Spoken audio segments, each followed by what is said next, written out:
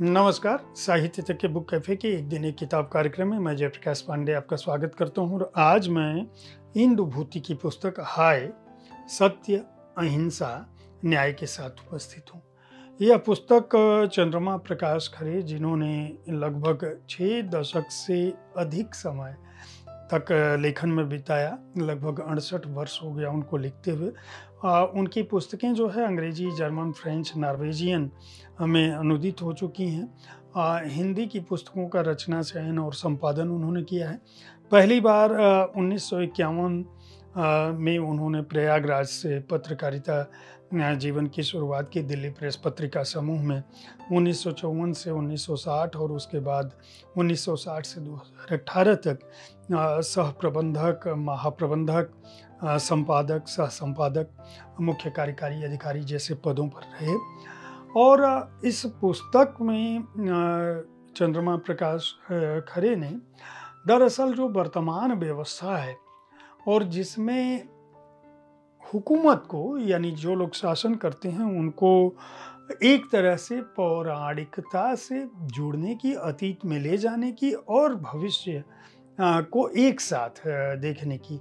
यानी एक तरफ हम रोबो युग में, कंप्यूटर के युग में चंद्रमा पर अंतरिक्ष की उड़ान भर रहे हैं, दूसरी तरफ हम पौराणिकता की तरफ बढ़ रहे हैं, अतीत की तरफ बढ़ रहे हैं। हमारे अंधविश्वास, हमारे विश्वास, हमारी रूढ़ियाँ, हमारी परंपराएं, हमारी संस्कृति के नाम पर हम अतीत में देख रहे हैं, 4000-5000 साल पीछे देख रहे हैं। इस कथा से, जो जम्बू द्वीप की कथा है, उसमें विभिन्न पौराणिक, अपौराणिक, वैज्ञानिक, अवैज्ञानिक परिकल्पनाओं और पंचतंत्र को आधार बना के उन्होंने इस पुस्तक को लिखा है। उनका सीधा सीधा कहना है कि ये पुस्तक दरअसल जो परावैज्ञानिक साइंस फिक्शन है उसके हिसाब से लिखी गई है।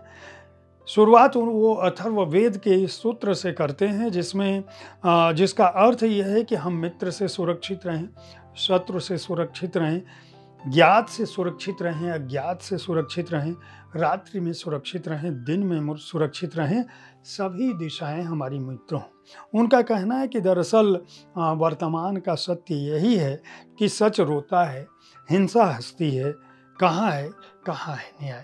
ये जो मूल बिंदु है जिस पर इंदुभूति के नाम से चंद्रमा प्रकाश खरे ने ये पुस्तक लिखी है। इस पुस्तक की शुरुआत बहुत ही रोचक अंदाज में होती है। वो लिखते हैं कि दूर दूर जो बर्फीली कंदराएं हैं उनमें इतनी तंगी हो चुकी है कि आध्यात्मिक हवा भी अंदर नहीं जा सकती, लेकिन वो कंदराएं इतनी विशाल हैं कि सुरसा भी अगर अपना मुंह खोले तो मुंह खोलकर भी उसमें समा जाए। उनका कहना है कि ऐसी जगहों पे जब किसी की आवाज़, किसी जीव जंतु, तंत्र मंत्र की कोई आवाज़ नहीं पहुंच सकती, सन्नाटा ही जिसका साए साए है, वहाँ अलौकिक युग में, अलौकिक लोक में योगी जो है -0 डिग्री पर अपनी ऊर्जा से 90 डिग्री तापमान में उस जगह को बदल देते हैं। वहीं पे अचानक विस्फोट होता है और विस्फोट के साथ धधकती ज्वाला को चीरकर सिर पर देव दानव का चमकता किरीट, यानी मुकुट पहनकर, सुर्ख आंखें लिए, बख्तरबंद के साथ एक चक्रवर्ती सम्राट की तरह एक रोबो पैदा होता है और वो ये कहता है कि मैं महामहिम। अब उस महामहिम ने जो संदेश देना शुरू किया, जो उसने बात कहनी शुरू की, उस बात को महर्षि नारद के माध्यम से टेलीविज़न ने वर्तमान लोगों को किस तरह से भरमाया है, किस तरह से राजनेता अपने समय के लोगों को भरमाते हैं, किस तरह से मीडिया उसमें अपनी भूमिका निभाता है, किस तरह से लोगों का जो व्यावहारिक संकट है या व्यावहारिक आवश्यकताएं हैं, वर्तमान की आवश्यकताएं हैं, वह अतीत के गौरवपूर्ण कथाओं में तिरोहित हो जाती हैं। इस पुस्तक में उन्होंने इसी बात को लिखा है और एक तरह का ये गहरा कटाक्ष लिखा है।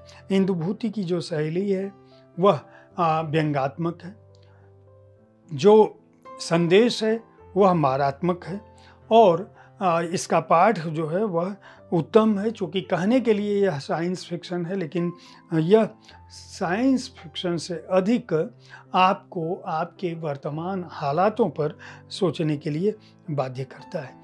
कोई ऐसा क्षेत्र जीवन का नहीं है जिसमें इस छोटी सी पतली पुस्तक में इंदुभूत ने प्रहार न किया हो, चाहे वह मनुष्य की वर्तमान आवश्यकता हो, चाहे वह उसके परलोक की कामना हो, चाहे वह वर्तमान के उसके संघर्ष हों, चाहे वह उसकी उद्धार की योजना हो, चाहे नेताओं का छल प्रपंच हो, चाहे मीडिया का उनके साथ जुगलबंदी हो, चाहे समय का हमारे वर्तमान का भ्रष्टाचार हो, चाहे समूह का उन्माद हो, चाहे वह नाटक हो, चाहे वह भ्रम हो, चाहे हकीकत। चंद्रमा प्रसाद खरे इंदुभूति ने इस पुस्तक को उसी रूप में लिखा है। इसे एस्ट्रल ने प्रकाशित किया है। मूल्य 195 रुपये है। पृष्ठ संख्या है 66।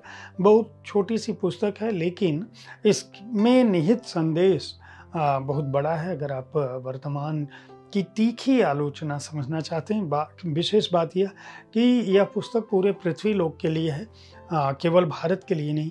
दुनिया में कहीं कुछ भी अगर घट रहा है, एक साथ अगर रूढ़ियाँ बढ़ रही हैं, अंधविश्वास बढ़ रहा है और नेताओं का महानायकत्व बढ़ रहा है और जनता जो है वह अतीत और भविष्य के सपनों के बीच उसकी आंखें इस कदर धुंधला चुकी हैं कि वह वर्तमान को नहीं पहचान रहा है, तो इस पुस्तक को खरीद कर आप पढ़ सकते हैं। उम्मीद है साहित्य तक का यह एपिसोड आपको पसंद आया होगा।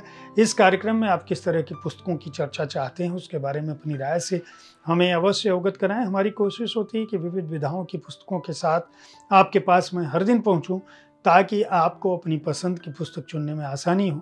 कल ठीक इसी समय ऐसी ही किसी एक कृति के साथ मैं फिर मिलूंगा। देखते रहिए साहित्य तक। धन्यवाद।